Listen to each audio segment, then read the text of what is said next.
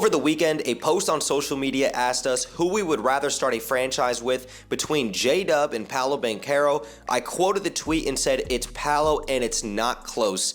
Of course, the tweet decided to blow up. Everybody started arguing in the comments down below.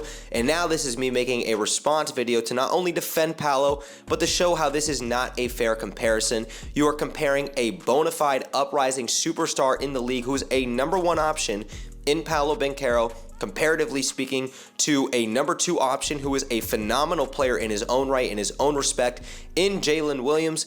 And I just don't think that this is a fair comparison. We're going to talk about that here today. This is me defending him, and I want to make it very clear, even though I was somebody that covered Banchero and I covered the Magic the last 2 seasons, I'm going to take the metaphorical blue glasses off, right? I got to watch Paolo up close. I got to cover the team. I got to see how this team looks with and without him, and I want to put that aside. I just really want to look at this from just the honest basketball analyst perspective because I don't think that this is a great comparison. And the last thing I'll say before I dive into all of this is I'm not feeling that great. I do feel pretty sick, so if I don't sound 100%, please bear with me. But having said all of that, let's go ahead and dive into this comparison. Now, let's go ahead and just do a very simple side-by-side comparison comparing the way that these two players performed in the 2024-25 regular season. Now, Banchero does have J-Dub beat out in terms of points and rebounds, and a lot of that you can just attribute to his sheer size and physicality. But J-Dub does have the advantage in terms of every other statistical category. He has him beat out in assists, steals, blocks, effective field goal percentage, 3-point percentage, you name it. J-Dub had the benefit of being the better player in terms of every other statistical category. He is a more efficient player. When you take a look at the accolades, Jalen Williams was able to add to his resume really for the first time in his career. He not only got his first All-Star nod, he also was able to make All-NBA third team. He was also able to make All-NBA defensive second team, and he was obviously an integral part to the success of the Oklahoma City Thunder, who not only won the championship this season, but they set a franchise record 68 wins in the regular season, something that was an incredible feat. For Banchero on the flip side, Banchero, who only appeared in 46 games this season, was not eligible for All-NBA awards due to the fact that he did not meet the 65-game minimum requirement. Maybe, just maybe, it's because Banchero, 6 games into the season, had an oblique tear which caused him to miss 34 consecutive games. Therefore, Banchero did not come back until January 10th after missing 34 consecutive games. Banchero came back with vengeance in his first game back, scoring 34 points against Giannis Antetokounmpo in an impressive performance after missing such a long sustained period of time. But Banchero was not able to make the All-Star game due to him missing so many performances. He was not eligible for All-NBA awards. So Banchero really didn't have any accolades to add to his resume this season, even though he made his first All-Star game back during the 2023-24 season. And although Banchero did have an incredible performance in his first game back coming off that oblique tear, it still took Paolo some time to get back into basketball shape and back into form, and that's when you really saw him take off in the second half of the season after the All-Star break, where we saw Banchero average 29, 7.8 rebounds, 4.5 assists in 24 games after the All-Star break. And this is not to excuse Banchero, but it's a way to show that an oblique tear is a very severe injury, and for him to come back off of that, not performed all that great throughout the majority of that month before the All-Star break, and then to come back and play like an All-NBA level talent after the All-Star break, I think says a lot about him. And while I'm on the point about bringing up injuries and sometimes playing through it or missing significant time, Jalen Williams did suffer a torn ligament in his wrist back on April 9th, so just before the playoffs, but Jalen Williams was obviously able to play through it, and Jalen Williams was able to still perform in the postseason. J-Dub in the playoffs averaged 21.4 points, 5.5 rebounds, and 4.8 assists in 23 games in the 2025 playoffs for the Oklahoma City Thunder. So yes, you can still say that Jalen Williams was injured, but nonetheless, an abdominal tear and a torn ligament in your wrist, those are not fair comparisons whatsoever. One guy missed 34 consecutive games. Jalen Williams was able to play through that injury and obviously still performed at an elite level. Now, I talked about some of the basic numbers. Let's go ahead and talk about some of the advanced numbers with them. When you look at PIE, player impact estimate, J-Dub is at a 13.8, Paolo's at a 15.7. When you talk about their net rating, it's night and day. J-Dub takes the floor here with a 10.2 net rating comparatively to Paolo's negative 0.6 net rating And of course, a lot of that still has to do with the current roster construction. J-Dub's usage percentage was a 27%, Paolo's was at 33%, and their true shooting percentage, J-Dub was at 57.3%, and Banchero at a 55% true shooting percentage. And while I'm on the topic talking about Banchero, let's just talk about some more impressive and historic numbers that he continues to put up. Just to add to his case, Banchero became the third player in NBA history aged 22 or younger to compile 4,000 plus points, 1,300 rebounds, and 900 plus assists, doing that in the first 3 seasons, joining LeBron James and Luka Doncic. Banchero also has the most consecutive playoff games with 25 plus points in NBA history before the age of 23, joining Kareem Abdul-Jabbar, Kobe Bryant, and Paolo Banchero. And just to add to that list, Banchero is not just a regular season merchant, he is a playoff riser.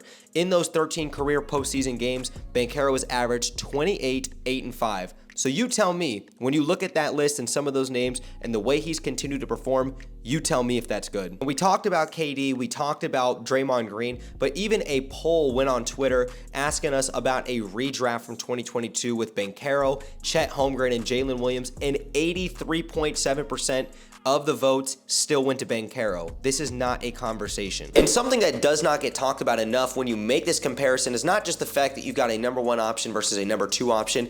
It simply is the roster construction. I don't know how some people could just summarily dismiss this, because let's actually talk about it. Not only was Orlando a historically bad 3-point shooting team, they shot 31.8% from behind the arc last year, which of course was at the bottom of the league.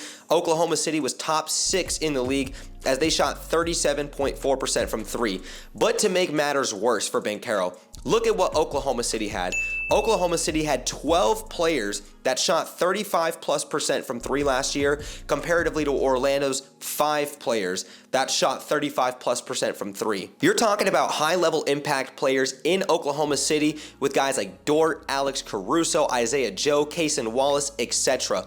Comparatively to 5 guys in Orlando who, to be frank, 4 of them are not high-level impact players, and if anything, they're more of negative assets when they're out there on the floor on both ends, even though they can be okay in spurts. And those 5 players for Orlando being Caleb Houston, Mo Wagner, Corey Joseph, Cole Anthony, and Gary Harris. Now, I will tell you right here, right now, Mo Wagner, before going down with his ACL injury back in December, was not only well on his way to being in contention for the 6th Man of the Year award, but he was the only consistent bench scorer for the Magic last season prior to going down with his ACL injury. Every other guy I named, to be honest, they're more of a negative asset out there on the court comparatively to those other guys I named in Oklahoma City, where you get so many guys that can shoot the ball, space the floor around SGA, around Jalen Williams. It's a much different circumstance in terms of roster construction from what Orlando had comparatively to what Oklahoma City have. And to make matters worse, Orlando even signed a shooter last year in KCP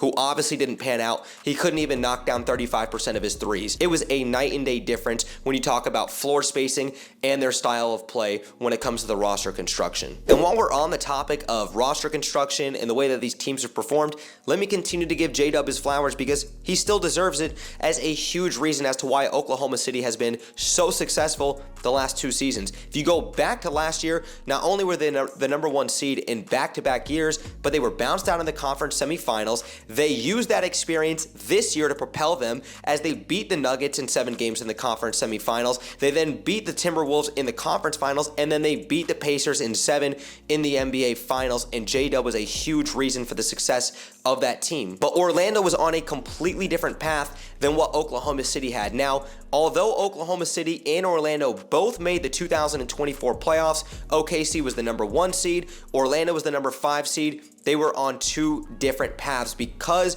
Oklahoma City had proven in the regular season that they were dominant. Orlando was a team that had shocked up from 34 wins the year prior to 47 wins in that number 5 seed. They were able to take Cleveland to 7 games as a team that had very little to no playoff experience. I believe, if I remember correctly, Jonathan Isaac and Gary Harris were the only 2 players on the roster last year that had playoff experience going into that Cavaliers series. and they still took Cleveland to 7 games. And when you take a look at this season, yeah, Orlando may not have had the season that many had anticipated, but you have to look at it in its context. Not only was Orlando a 41-win team that was a number 7 seed in the Eastern Conference, but Banchero missed those 34 games with that oblique tear. Franz Wagner, oblique tear, missed 20 straight games. Jalen Suggs only appeared in 35 games and had knee surgery towards the latter half of the season, and we mentioned Mo Wagner missing this season back in December after that ACL injury. So Orlando was down 2 of their top 4 players in Mo Wagner and Jalen Suggs in the postseason. They were still able to win a game against a fully healthy and loaded Boston Celtics team. And if anything, Orlando did a decent job of hanging in there throughout that 5-game series. They made it a living hell for the Boston Celtics. So to me, it's not fair to say that, okay, well, look, Orlando didn't advance further. Well, obviously they were down a couple of their star players. And also the difference is Oklahoma City and Sam Presti decided to go all in last offseason by signing Isaiah Hartenstein and trading for Alex Caruso because they thought that they were championship ready, and it paid off. You know what Orlando did last offseason? They brought in Corey Joseph and KCP. That is not going all in. So let's just keep it fair. And if you don't want to take my word for it, because who am I? I'm not a professional athlete. Let's talk about 2 future first ballot Hall of Famers in both Kevin Durant and Draymond Green, who have spoken glowingly about Paolo Banchero. And here's what KD had to say about Banchero. Kevin Durant said Banchero is a force, especially when he got the 3-ball going like that. He's basically a point guard out there. He's going to be a force for a long time, and this team is going to be a force if they stay together and continue to keep growing. Now, here's what Draymond Green had to say about Banchero. I've been a Paolo fan since he was at Duke. And just he's a special player. But if I'm honest, I think he got so much more he can do. I think he got so much more room to grow. I believe Paolo is one of those young guys that he continue to grow at the rate that he should and he's capable of. He's one of those guys, you keep hearing this talk about faces of the NBA, the next young faces of the NBA. He's one of those guys that could and should be in that conversation. And I think he was really on his way to it, and then the injury came earlier this year and kind of slowed him down a bit. But Paolo is one of the better players in our league, man. What is he, 21, 22 years old, something like that? But yeah, I think he is special. That is exceptionally high praise for 2 future first ballot Hall of Famers in Draymond and Kevin Durant. And I mean this in the nicest way possible because I took it from Draymond Green. When have I ever heard Draymond or any other NBA player say about Jalen Williams, that's a future face of the league? They don't. And it's not to take anything away from him. Jalen Williams is a great player. I hate to sound like I'm hating on him, but it's not a fair comparison. He's the number 2. He has the benefit of playing alongside Shai Gilgeous-Alexander, who was not only the MVP, he was the Finals MVP. He was the Western Conference MVP. This is one of the greatest individual scoring seasons we have ever seen in NBA history, and Jalen Williams had the benefit of playing Robin to Batman. Banchero doesn't have that. Banchero has another great player in Franz Wagner, but they have terrible spacing on the floor. Banchero and Wagner are already not shooters, and Banchero is expected to carry the load. And when you take a look at Paolo's physicality, his size, and his sheer ability to get downhill with his physicality, he's probably the closest thing that we have to Baby Braun in the NBA, in the modern NBA. And that's not to take away from anybody else, but his size, his stature, and if you look time and time again, I can show you repeatedly how many times Banchero is able to push guys out of the way. He's able to body guys and just get downhill with force. He is a force to be reckoned with. Jalen Williams has a much different skill set, and like I said, he's playing a much different role. Banchero has the responsibility night in and night out of not only having to create and initiate the offense for everybody else in Orlando who can't shoot worth a damn. He's also consistently getting double teamed. Guys are collapsing in on him. Teams are playing a lot more physical and keying in on him. Jalen Williams doesn't have that. Jalen Williams is expected to play second fiddle, and there's nothing wrong with that. He excels in that role. He's incredible in that role. But we're not comparing the number 1 option, a guy who's a bona fide superstar and one of the future faces of the league, to Jalen Williams, who is a number 2 option. I can't stress that enough. And the thing is, you can look at every statistical analytic you want. Nobody who is watching the game with an eye test, nobody who watches Orlando, and plenty of people don't, I obviously have because I've covered the team, sees just how dominant, just how great, and just how much of a superstar Banchero is. He's still one of the most disrespected stars in the game. I'm sorry, that's just what it is. Banchero really got the Tatum treatment. Celtics fans for years had to defend Tatum until Tatum finally won that championship and could really shut up the haters, and even then Tatum still gets so much unnecessary hate. That's exactly what is continuing to happen with Banchero. Well, he's not the most efficient player. We'll look at the numbers when he's on and off. Well, look, Franz Wagner's actually the #1 option in Orlando. Stop all that.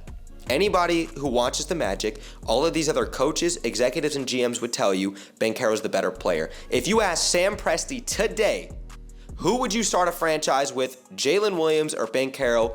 That would be your answer right there, because you don't build around glue, you build around gravity. But that's all I've got to say for this video. I think I've made my point and my case extremely clear where I stand and why I don't believe that this is a fair comparison.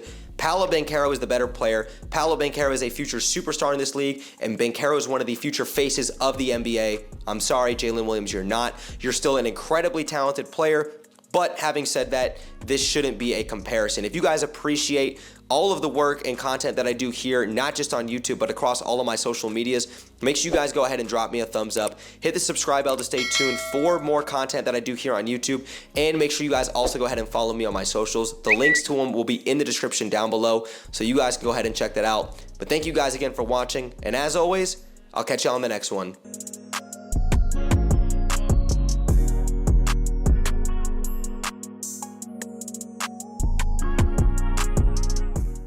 Also, shout out to this Banchero bobblehead.